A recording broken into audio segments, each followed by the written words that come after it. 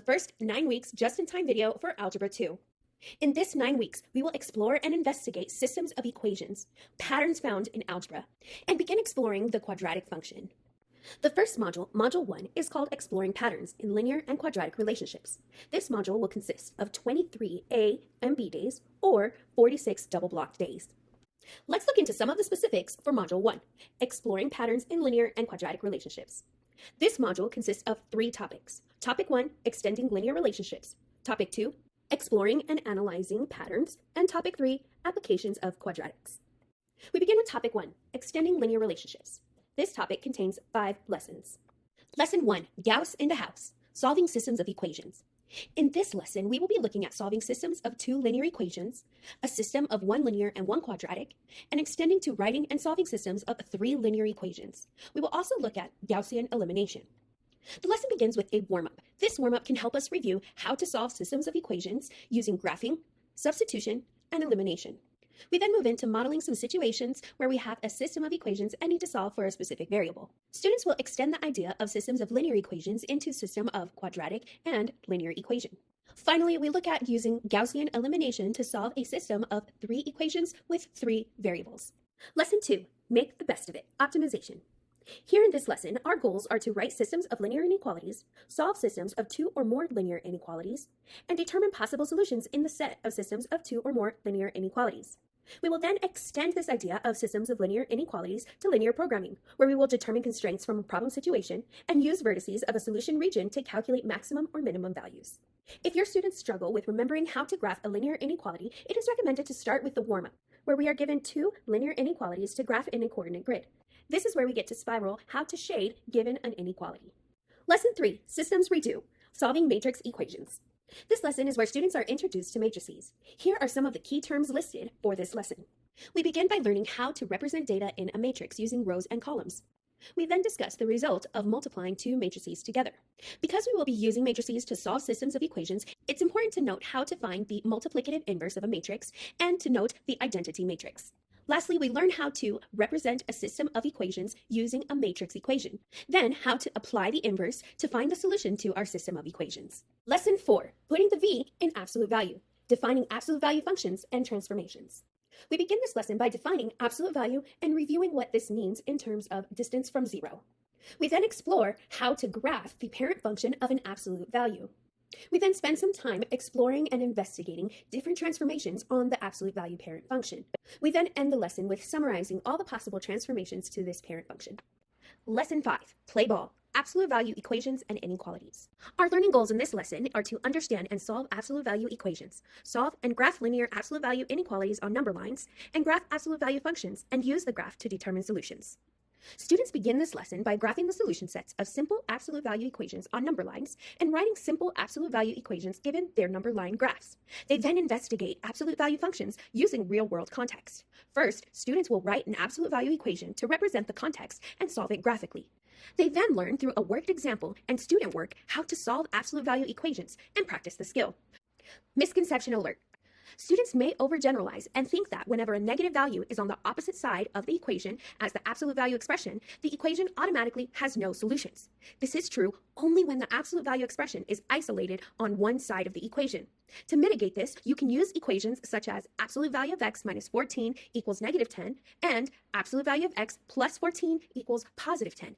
Next, students revisit the real-world context. However, this time they write an absolute value inequality and solve it graphically. Finally, students are provided compound inequalities that are equivalent to absolute value inequalities. They use these relationships to solve and graph absolute value inequalities. Topic 2, Exploring and Analyzing Patterns. This topic consists of 6 lessons. Lesson 1, Patterns. They're growing, observing patterns. In this lesson, students investigate 3 scenarios that illustrate sequences.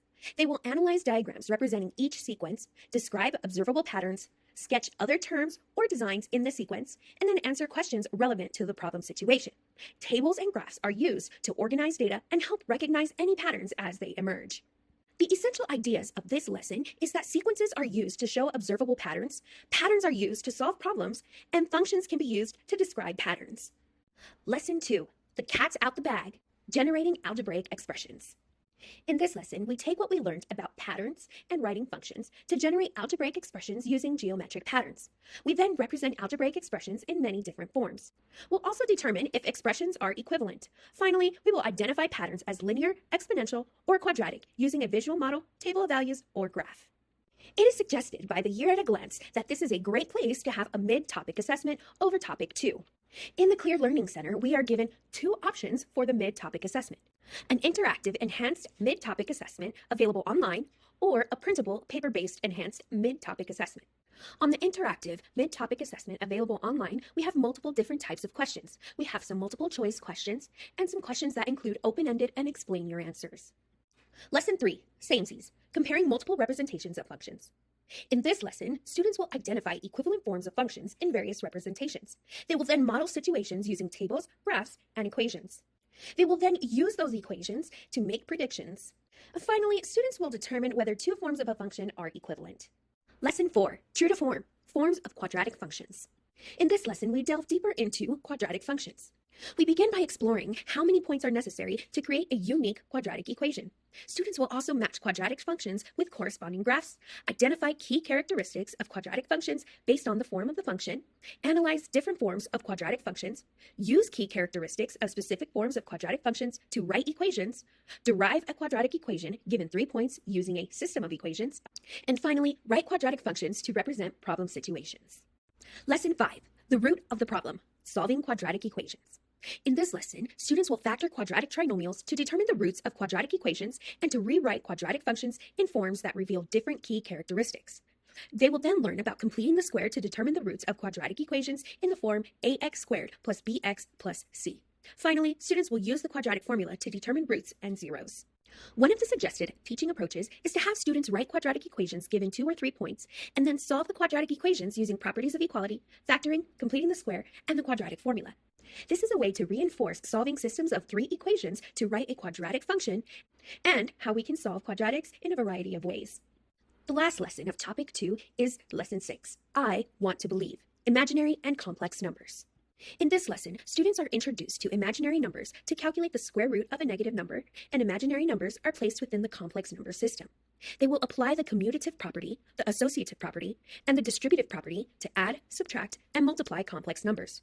Students will use the structure of quadratic equations in the form y equals ax squared plus c, vertex form, and in standard form, as well as the discriminant and the graph to determine whether the roots of an equation are real or imaginary. They solve quadratic equations that have imaginary roots. They apply the fundamental theorem of algebra to make sense of the fact that quadratic equations can have 2 unique real number solutions, 2 equal real number solutions, or 2 imaginary solutions. Let's take a quick glance of this 9 weeks CBA. This assessment will consist of 10 multiple choice questions and 2 non-multiple choice questions, for a total of 12 questions. All the items in this CBA will be from Module 1, Topic 1, and Topic 2. You can see our readiness and supporting standards here. This concludes our first just-in-time video for Algebra 2. We hope you find this video helpful and have a wonderful first 9 weeks.